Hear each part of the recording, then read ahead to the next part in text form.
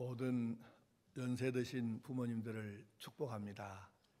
하나님께서 복의 복으로 채우시고 또 노후를 강건하게 하셔서 은혜 가운데 기쁨으로 사시고 또 하나님 부르시면 건강한 상태에서 주님 품에 안기는 은혜가 있기를 축복합니다. 레위기 19장 32절에 이렇게 말씀하십니다. 자막을 보시고 시작. 너는 센 머리 앞에서 일어서고 노인의 얼굴을 공경하며 내 하나님을 경외하라. 나는 여호와이니라.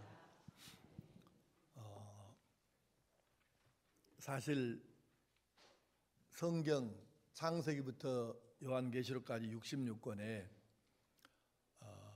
조금도 변치 않고 일관되게 흐르는 몇 가지의 사상이 있는데, 물론 사상이라고 표현하니까 좀 어색할 수도 있지만 하여튼 가르침이라고 합시다. 그 가르침이 있는데, 첫째가 하나님을 경외하라 하시는 것이고, 둘째가 부모를 공경하라 하신 말씀입니다.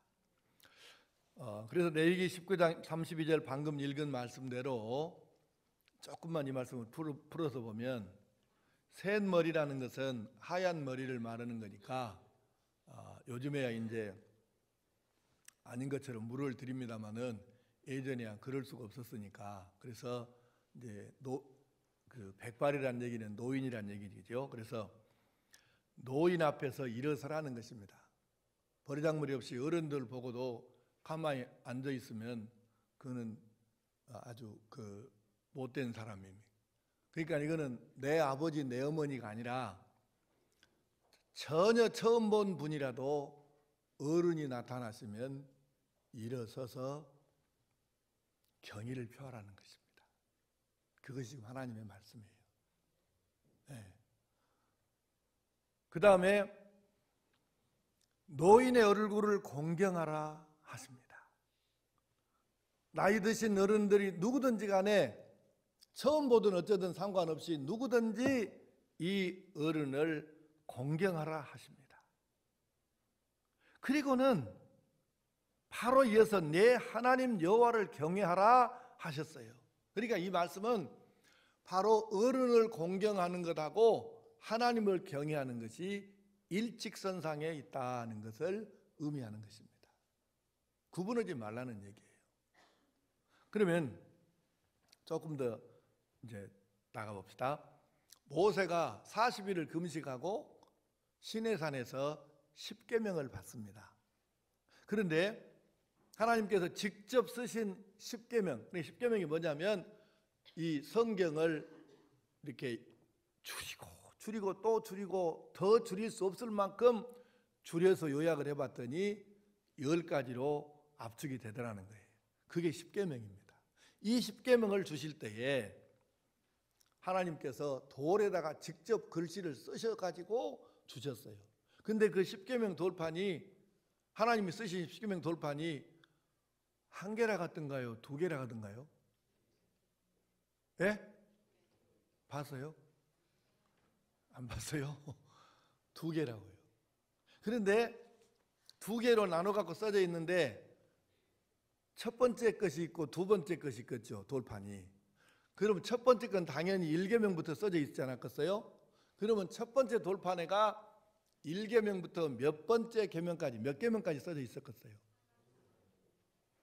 그렇게 잘 안 해요. 4계명까지 써져 있었어요. 그거는 일반적으로 하나님께 대하여 우리가 어떻게 해야 할 것인가를 가르치는 계명이에요. 두 번째 돌판에는 5계명부터 10계명까지입니다. 이거는 사람과 사람이 사람에게 어떻게 할 것이냐 하는 것을 기록한 것입니다. 그런데 두 번째 돌판의 첫 번째가 바로 5계명입니다. 그래서 우리가 이것을 인간을 위한 첫 계명이라고 말씀하고, 이제 여기까지는 우리가 다 그동안에 수없이 많이 들었던 얘기예요. 그런데 조금만 이 10계명을 뜯어보면 구조가 하나가 보이는데, 그게 뭐냐면 다른 계명들은 다 이렇게 돼 있죠. 이것을 하지 말라, 저것도 하지 말라, 하지 마라, 하지 마라, 하지 마라 이렇게 돼 있어요. 무엇을 하지 말라. 그런데 5계명은 달리 돼 있죠. 가령 나 외에 다른 신을 내게 두지 말라, 하나님의 이름을 망령되이 일컫지 말라, 살인하지 말라, 간음하지 말라, 도적질하지 말라, 내 이웃을 해하려고 거짓 증거하지 말라, 내 이웃의 것을 탐내지 말라. 다 말라 말라 말라인데 5계명만 하라입니다. 내 부모를 공경하라. 이제 여기도 좀 뜯어보면 이 정도는 그냥 보일 수 있어요. 그 다음에 또 하나 더 우리가 뜯어볼 수 있는 게 뭐냐면, 다른 계명은 사실 어기면 벌 받는다로 구조가 되어 있어요. 그런데 5계명만 반대로 되어 있습니다. 이걸 잘하면 복을 받는다. 구조가 그렇게 되어 있어요. 이제 여기까지 생각하고, 그래서 이제 다 약속이 없는데 5계명에가만 네 부모를 공경하면 복을 준다 하나님이 약속을 하셨으니까, 그래서 약속이 있는 첫 번째 계명이라고 우리가 말하고, 에베소서 1장에서 6장에서 말하는 이유가 바로 거기에 있는 거예요. 그러면 조금 이 말씀을 의미를 좀 한번 살펴보겠습니다. 자, 따라하겠습니다. 효도는 하나님의 명령입니다. 그렇습니다. 에베소서 6장 1절에는 자녀들아 주 안에서 너희 부모에게 순종하라, 또 내 아버지와 어머니를 공경하라 이렇게 돼 있죠. 또 10계명에도 분명하게 그렇게 말씀을 하셨습니다. 내 부모를 공경하라.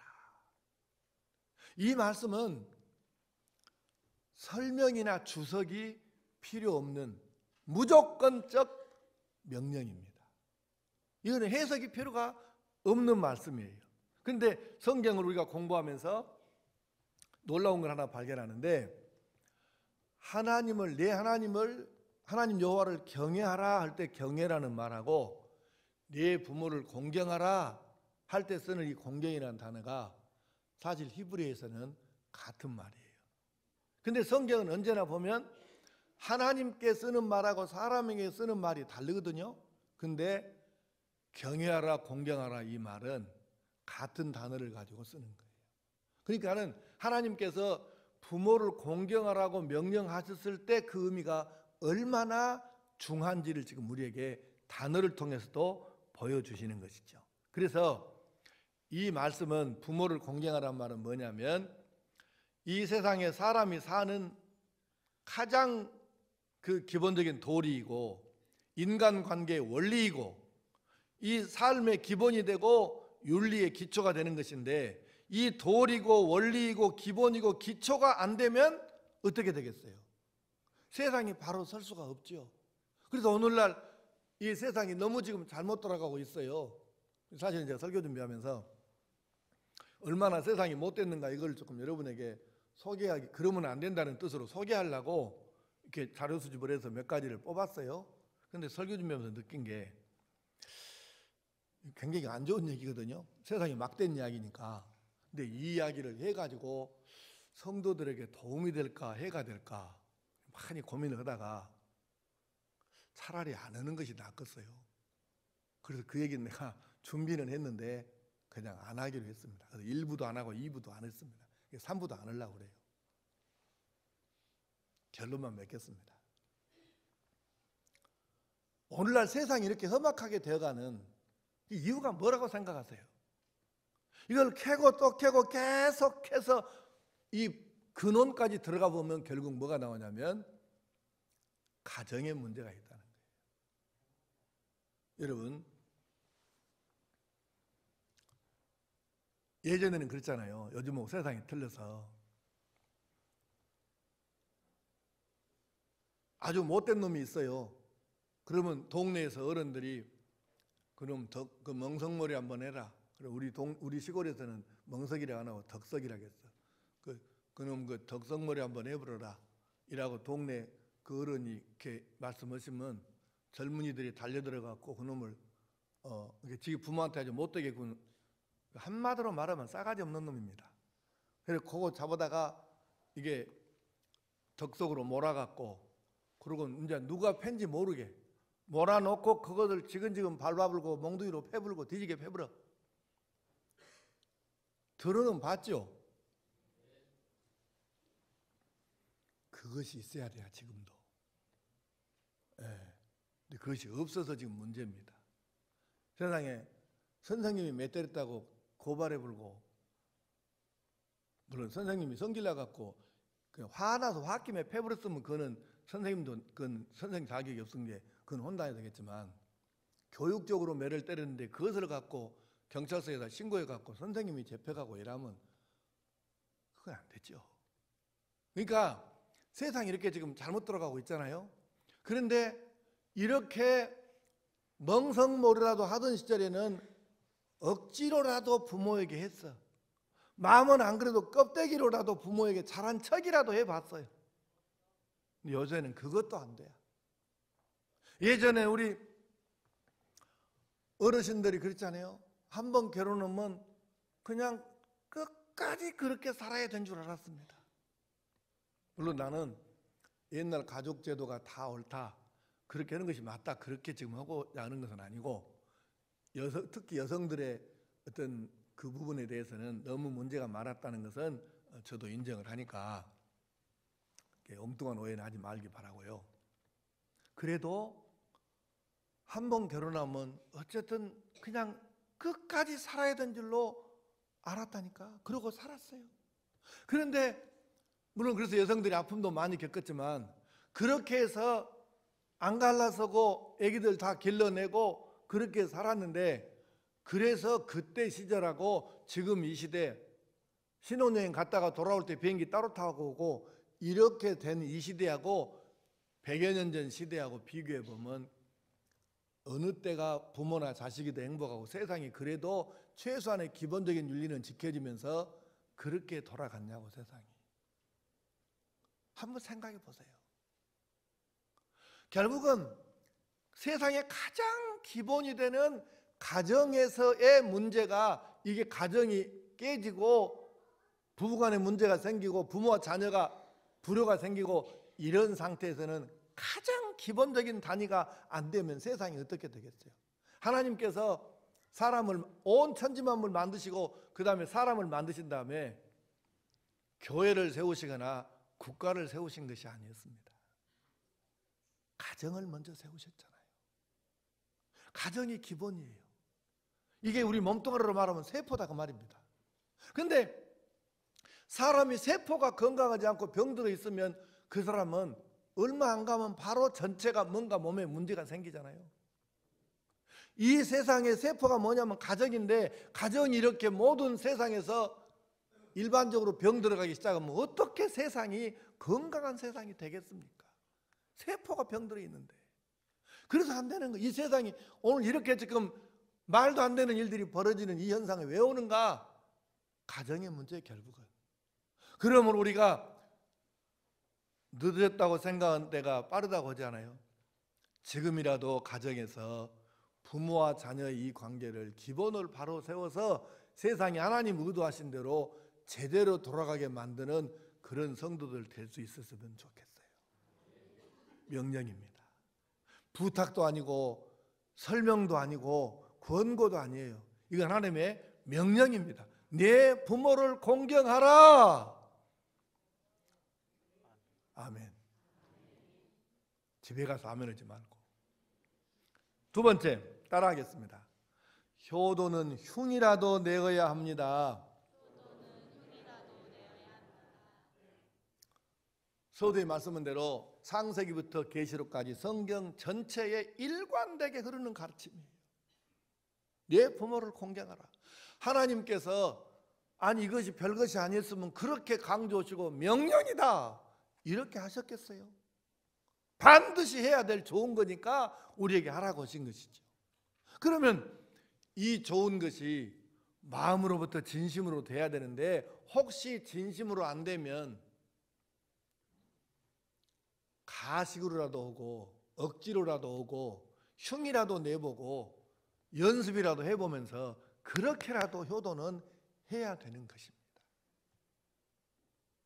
전부 아주 효도 안 하려고 작심을 했구만 아주. 효도는 억지로라도 흉내라도 가짜로라도 해야 합니다. 이 얘기 하나 해드릴게요.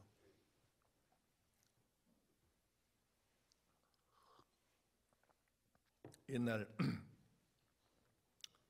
임금들이 가끔 이렇게 그 시골에 한 번씩 내려가는 일이 있었던 모양이에요. 맨날 왕궁에서만 살지만 이제 백성들 한 번씩 사는 모습들을 좀 보고 싶기도 하겠죠. 근데 그런 행차가 임금님의 행차가 있는데, 그러면 사람들이 그때는 완전 인산인해를 이루는 거예요. 그럴 수밖에 없는 게, 요즘에는 우리가 청와대 안 들어가도 텔레비만 켜면 거의 하루에 한 번은 그 120일 대통령 얼굴 나오잖아요. 나는 대통령 보고 싶은 놈 별로 없습니다.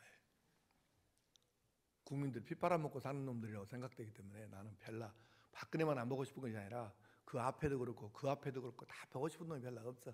근데 우리는 보기 싫어도 봐야 돼요, 텔레비를 켜면.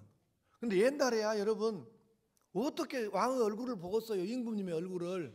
그러니까 신하들이나 왕궁에 가고 대면에서 보지 백성들이 어떻게 보겠습니까? 그러니까 한 번씩 시골에 내려간다 하면 인산인해를 이룰 수밖에 없는 거예요. 평생에 한 번 있을까 말까 기회니까. 근데 한 번은 이제 임금이 지나가면 그러잖아요. 고개를 빳빳이 들고 봅니까? 못 봅니까? 못 보죠. 그러니까 이렇게 있는데 안 본 척하면서 이렇게 다 사실은 보지요. 안 본 척하면서 정면으로 보면 이렇게 하니까 이제 그렇게 하는 거예요. 근데 임금님이 지나간다는 소문이 이제 딱 들렸어. 그러니까 어떤 걸음도 잘 못 걸으는 할머니가 아들한테 나도 임금님 작가 보고 싶다 그랬다가요, 속없이. 그러니까 아들이 그 얘기를 듣고 이거 어찌했을까요? 걸음도 못 거시는 우리 어머니를. 그런데 이님이 효자라 세상에 백리밖에 그 동네까지, 임금이 오신다는 동네까지 어머니를 얻고 가갖고, 그래서 이제 도로에 섰는데 나이가 많으면 여러분 허리가 어째요? 이렇게 되잖아요. 우리 문정희 집사님과 저렇게 된다고. 그래서 안 보여. 그런 게 고민이잖아요. 백리를 얻고 왔는데. 그래서 아들이 다른 수가 없어서 어머니 이리 올라오시오 그러고는 자기가 무릎을 꿇고 엎어져 갖고 자기 등 뒤로 어머니를 올라오라 해갖고, 그래서 임금의 얼굴을 보시게 해줬어요. 근데 임금이 지나가다 보니까 뭐 이상한 장면이 거의 보이거든. 그래서 세워라 이리 와봐라. 어떻게 된 일이냐, 너 어째서 엎어져 있냐. 그러니까 아들이 대답을 하는데, 임금님 저는 백리밖에 사는 백성인데요, 임금님이 어느 동네에 오신다는 얘기를 우리 어머니가 들으시고는 쪼까 임금님을 보고 싶으시다고 하셔서 제가 백리를 지금 업고 왔는데 또 보이지가 않으신다고 하니까 제가 이렇게 보시라고 저 엎드려 있습니다. 임금이 감동이 될 거 아니에요. 그래서 임금이 큰 상을 내려라 그랬다가요. 그래서 큰 상을 내렸는데 이거 소문이 나가지고, 그 다음에 임금이 어디만 간다 그러면 효자도 불효자도 다 지금 어머니를 얻고 와서 퍼졌다가요. 그런데 어떤 불효자식이 지금 어머니는 가보고 싶다 말도 안 했는데 지금 어머니를 먹기로 해갖고 그냥 백리도 아니고 200리를 얻고 왔다가요. 그래갖고 또 이렇게 엎어잡고 있는데 임금이 딱 그걸 보고 서라 어찌 됐냐 하니까 우리 어머니를 이렇게 임금님을 보시게 하려고 200리를 얻고, 효자로다 상을 크게 내려라. 그럴 때 옆에서 신하들이 그랬다가요, 전하 아니되옵니다. 어째서? 저놈은요 가짜예요. 저거 불효자식으로 소문난 놈인데 지방 임금님한테 상 받으려고 지방 거짓말로 지금 효자인 척 흉내내는 것이에요. 저 가짜예요. 그랬더니 임금이 웃으면서 그랬다가요, 효도는 가짜로 해도 괜찮고 흉내라도 내서 하는 것이 좋은 것이다. 그냥 상 그대로 줘라. 그랬다가요. 여러분 사실 진짜 좋은 것은 해야 되는데 안 될 때도 있어요. 사람의 마음이라는 것이 안 될 때도 있어. 그래도 이것은 억지로라도 하고 가짜로라도 하고 흉내라도 내서 하는 것이 안 하는 것보다는 낫습니다. 대답 안 하는 사람은 지금 아주 굳게 결심한 사람이 효도 안 하려고 하죠. 자, 다시 이 좋은 일은 하나님께서 내 부모를 공경하라 효도하라 하셨고 이 명령에 순종하는 사람은 복을 주시게 되어 있으니 우리가 마음 진심으로 해야 되지만 진심이 안 되면 가짜로라도 그냥 흉내라도 따라서 내면서 하는 것이 좋습니다. 네. 사랑하는 성도 여러분, 하나님께서 명령하신 것을 순종하는 사람을 어찌 그대로 놓아두시겠어요? 여러분 한번 생각해 보세요. 하나님 마음이 효도하는 자녀에게 더 하나님 마음이 끌리겠어요? 부려오는 사람에게 하나님 마음이 더 끌리겠어요? 그렇죠. 하나님 마음을 끌어야 될 거 아니에요, 우리가. 하여튼 효도는 흉이라도 내어가면서 진심으로 부모님을 잘 모셔서 또 이웃 어른들을 공경해서 하나님께 상 받는 성도들 되시기를 바랍니다. 마지막으로 왜 우리가 효도해야 할까요? 효도는 하나님과 부모님의 사랑에 응답하는 것이 되기 때문에 그래서 효도를 해야 돼요. 자, 하나님께서 여러분과 저를 얼마나 사랑하셨으면 자기 아들을 세상에 하나밖에 없는 자기 아들 예수님을 세상에 내려보내셨겠어요. 얼마나 사랑하셨어요. 그게 희생이죠. 예수님께서 얼마나 우리를 사랑하셨으면 당신 몸을 십자가에 제물로 내어 못 박혀 죽으셨겠어요. 얼마나 사랑하셨으면. 이게 뭐예요? 하나님이 자기 아들을 세상에 내려보내 사람 되게 하신 것이 이것이 바로 희생이고 예수님이 자기 생명을 바쳐서 죽어주신 것이 이것이 희생인데 이게 뭐이라고? 이게 사랑이라고. 희생을 통한 사랑.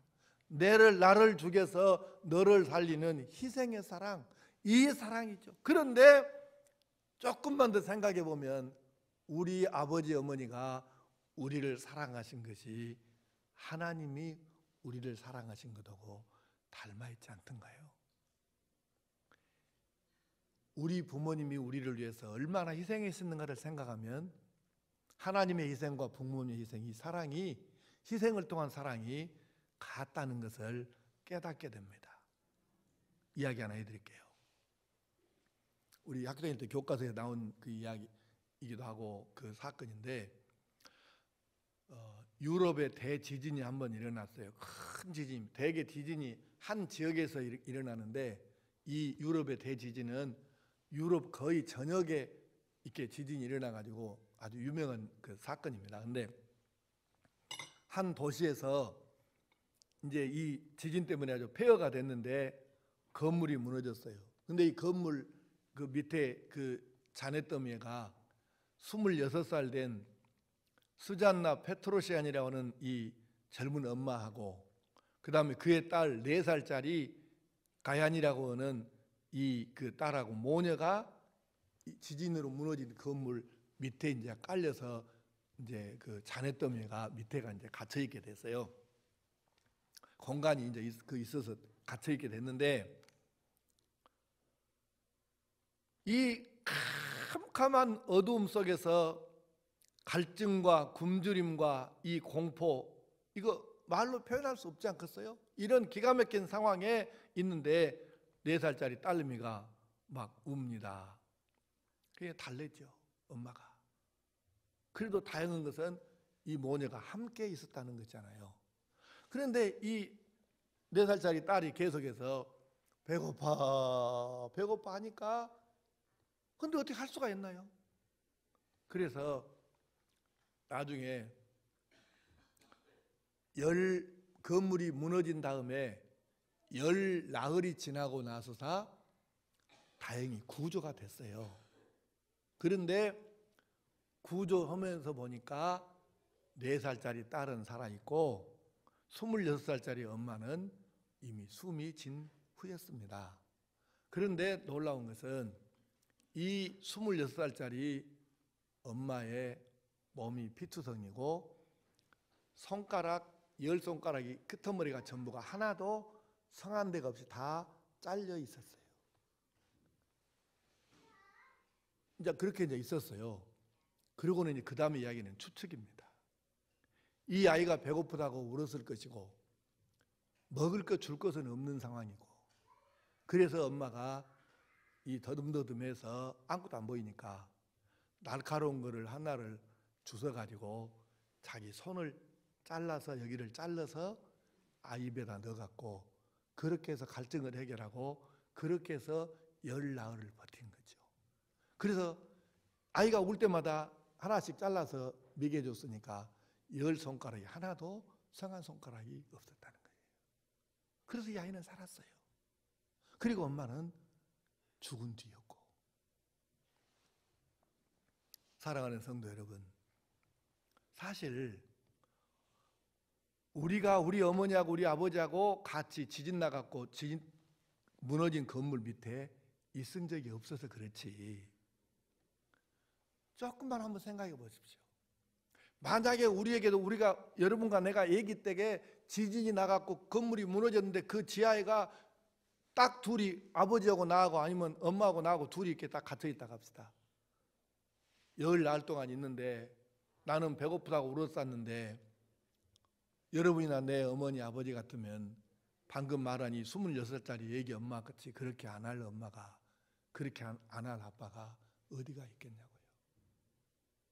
실은 우리가 그 상황을 안 당해봤을 뿐이지, 우리도 만약에 똑같은 상황에 갔으면 우리 아버지 우리 어머니도 똑같이 그렇게 하셨을 줄로 믿습니다.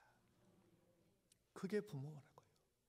그러고 보니까 하나님이 자기 아들을 세상에 내려보내시고 예수님이 자기 생명을 바쳐서 죽어주신 이 사랑과 희생의 사랑과 우리 아버지 어머니가 우리에게 해주셨던 이 희생의 사랑이 사실은 같더라는 것입니다. 아멘. 그렇죠.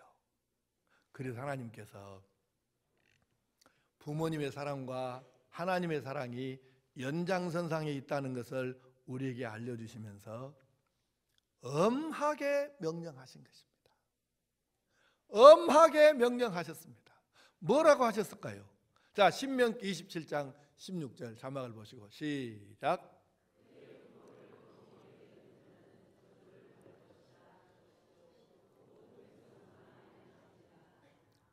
아멘. 다 아멘 해야 돼야. 그의 부모를 경홀히 여기는 자는 저주를 받을 것이라 할 것이요 이때의 모든 백성은 아멘 할지니라. 율법을 선포하실 때 이렇게 하셨다는 거예요. 이렇게 저주받으라 할 때 아멘으로 대답을 하고 이렇게 가르친 데가 교회 말고 세상에 다른 데 있단 말 들어봤어요? 요한일서 4장 20절에 잠언 30장 17절에 자 시작.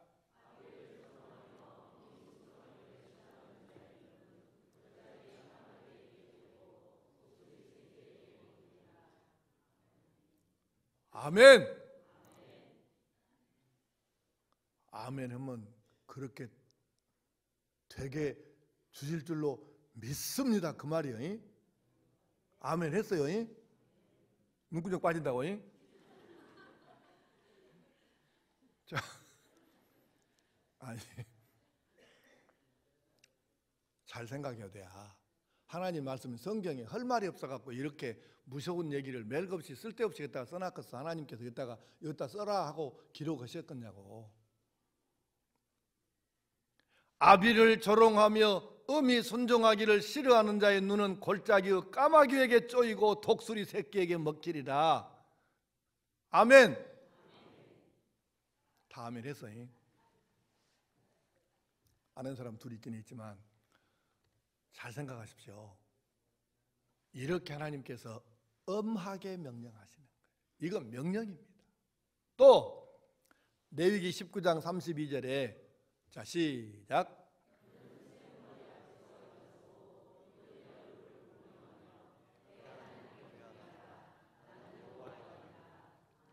아멘.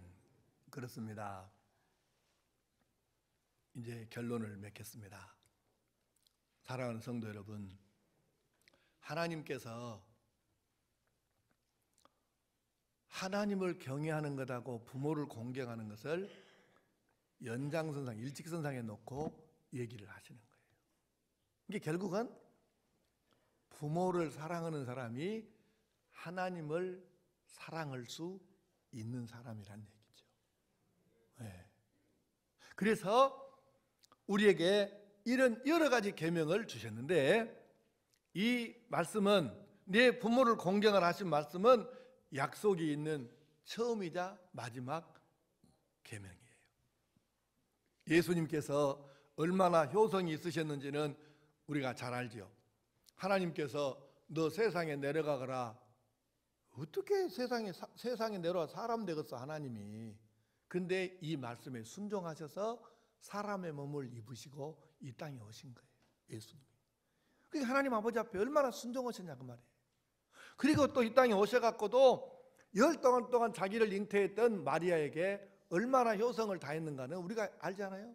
그러니까 예수님께서 효성으로 모범을 보여주셨고, 그래서 우리는 하나님의 말씀을 따라, 명령을 따라서 순종해서 부모를 잘 모시고 효도하고 어른을 공경하는 바로 이 사람을 하나님께서 사랑하시지 않으실 수가 없다고 말입니다. 이 이치가 그렇게 되어 있어요. 그래서 하나님께서 부모에게 효도하는 자녀를 사랑하시고 책임을 지실 수밖에 없는 것이거든요. 자, 이제 성경 세 구절을 읽고 오늘 말씀을 마치겠습니다. 자, 먼저 마태복음 15장 4절 시작.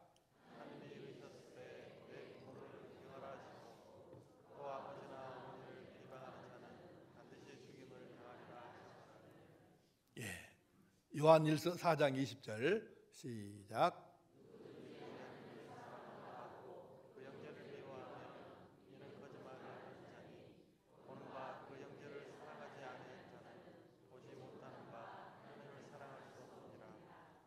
아멘. 예. 눈에 보이는 형제, 나가서 부모도 사랑하지 못하는 사람이 하나님을 사랑한다고 신앙이 있는 척 했으면 그건 100% 거짓말입니다. 어떻게 그게 가능하겠어요? 아니, 부모도 사랑 못하는데 하나님을 사랑한 척하면 그게 진짜 같습니까? 말도 안 되는 소리죠. 마지막으로 에베소서 6장 1절에서 3절 우리가 잘 아는 말씀이죠. 자, 시작.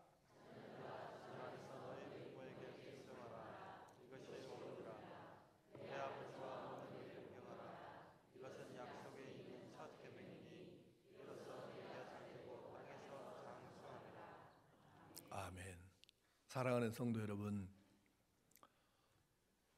여러분이 정말로 부모님을 잘 모셔 효도하고 다른 윗 어른들을 공경하는 것을 여러분 아들, 딸들에게 보여주고 손주들에게 보여주어서 본대로 배운 대로 그대로 해서 여러분 때부터 시작해갖고 여러분의 가정, 가문이 효도하는 가정과 가문으로 대를 이어갈 수 있기를 바랍니다. 하나님께서 어떻게 그 가정을 그냥 놔두시겠어요? 이렇게 해서 여러분 가문이 효도하는 이 전통을 세워서 이어가는 가문이 되어서 복의 주인 되신 하나님께로부터 넘치도록 복을 받아 사는 행복한 가정, 행복한 가문을 이루어갈 수 있기를 간절히 축복합니다. 기도하십시다. 아버지 하나님,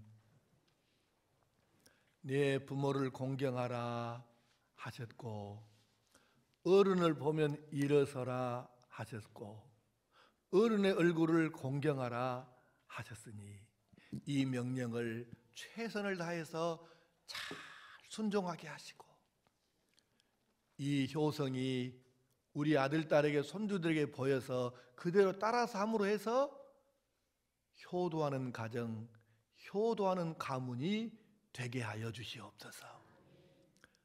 이 명령에 순종하는 자녀에게 복을 주신다고 분명히 약속하셨사오니 효도하는 가정 가문마다 하늘문을 열으시고 복을 내려 쏟아 부어 주시옵소서.